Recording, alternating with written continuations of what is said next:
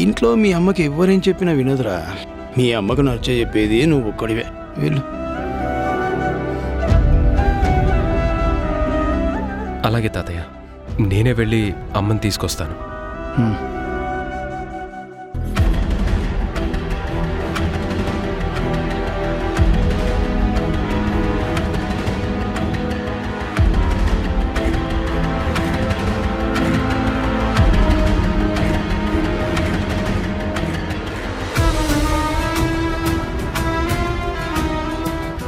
అమ్మా,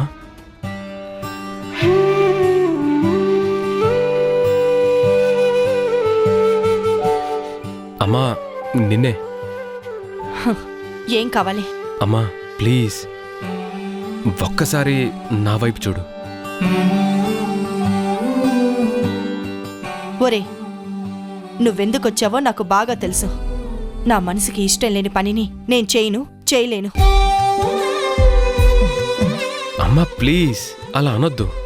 శ్రీ సత్యనారాయణ స్వామి వ్రతాన్ని చేసుకునేటప్పుడు భార్యాభర్తలందరూ పీటల మీద కూర్చోవాలని పంతులు గారు చెప్పారు. పంతులు గారే బానే చెప్తారు. వ్రతం చేసుకోవాలనుకున్నది మీ ఇద్దరు, నేను కాదు. అమ్మా, నువ్వు వేరు మేం వేరు అన్నట్టు ఎందుకలా విడదీసి మాట్లాడతావు? నేను విడదీయటమేంట్రా?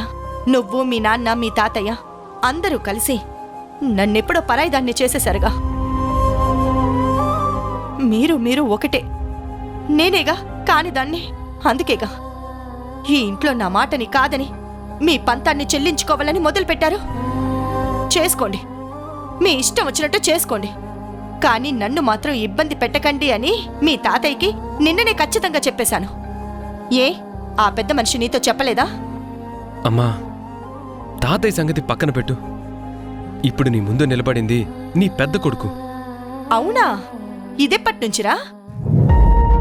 గుళ్ళో ఆ పిల్ల మెల్లో తాళి కట్టేటప్పుడు గుర్తుకు రాలేదా? కనీసం ఒక ఫోన్ చేసి అమ్మా ఇది పరిస్థితి అని నాకు చెప్పాలని కూడా అనిపించలేదా? అమ్మా, నీతో చెప్పకపోవడం ఖచ్చితంగా నా తప్పే. కానీ ఆ తప్పు నేను కావాలని చేయలేదు.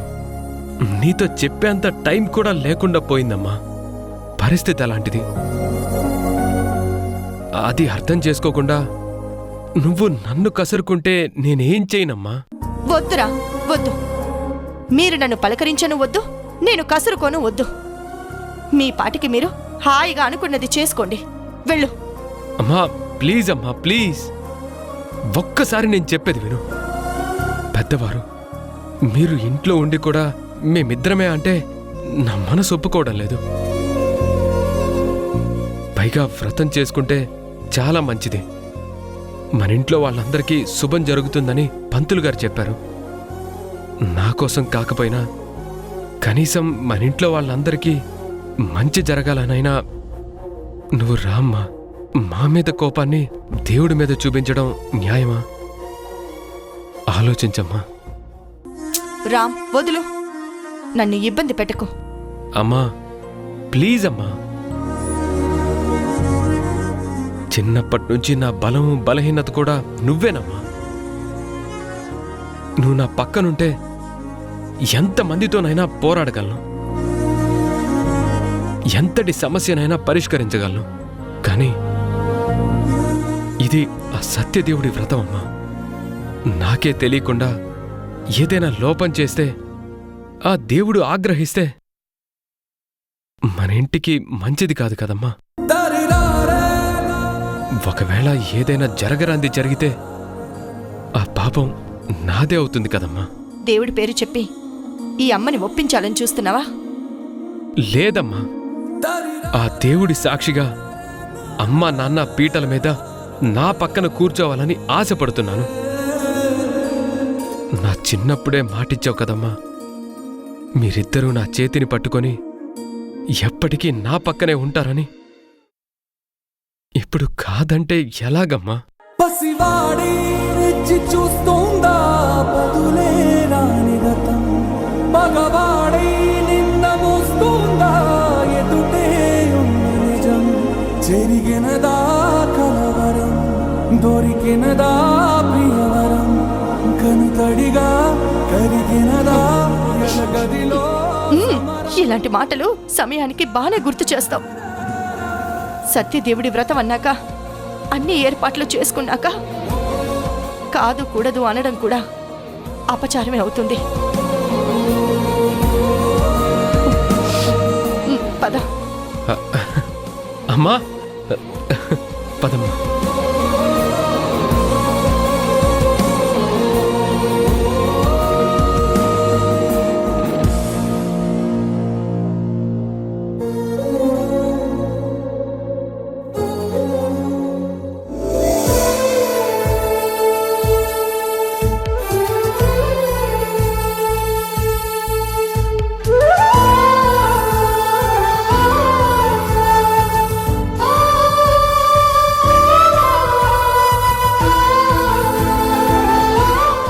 ఓలమ్మోలమ్మో పెద్దయ్య గారు, తమరు పాసిక బాగా పాడినారు కదేటి. ఇప్పుడు మనందరం ఏం చేయలేక వల్లకుంటే రాంబాబు గారు బేగే వెళ్ళిపోయి అమ్మగారి గదిలో కూకుంటే మాయో మంత్రం వచ్చేసి అమ్మగారిని వ్రతాన్ని కట్టుకొచ్చేస్తున్నారు కదేటి. రత్తాలు గమనే ఉండు. ఇప్పుడు రాణి వినిందంటే రచ్చ రచ్చ చేస్తుంది. అమ్మో,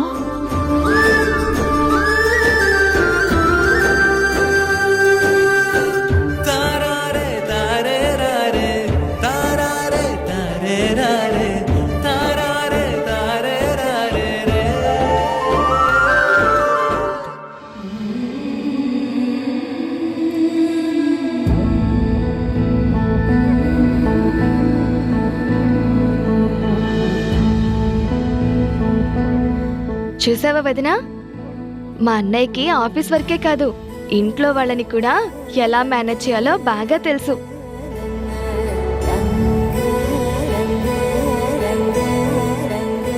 అయ్యా, ఇప్పటికే ఆలస్యమైంది. మీ 2 జంటలు వచ్చి పీటల మీద కూర్చుంటే స్వామివారి వ్రతాన్ని ప్రారంభిస్తాను. అమ్మా కూర్చో. రాదా కూర్చో. కూర్చోండమ్మా.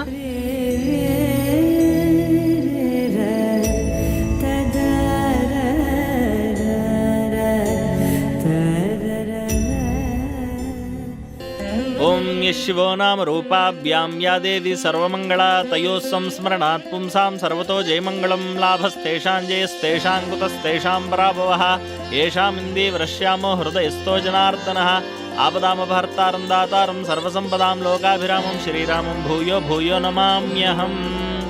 అయ్యా అమ్మ, అందరూ వినండి. ఈ కలియుగంలో సత్యనారాయణ స్వామి వ్రతాన్ని మించింది లేదు.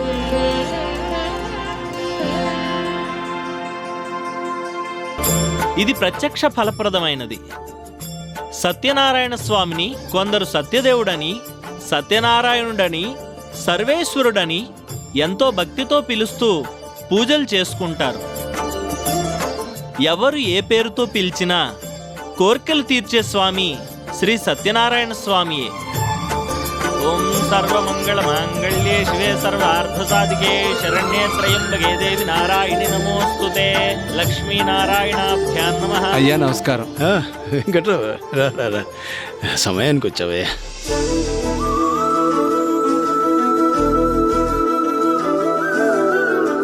రారా అమ్మా రాణి. వెంకట్రావు గారు మీకు పరిచయం లేదు కదా, ఈయనేనమ్మా సీతమ్మాలక్ష్మి నాన్నగారు.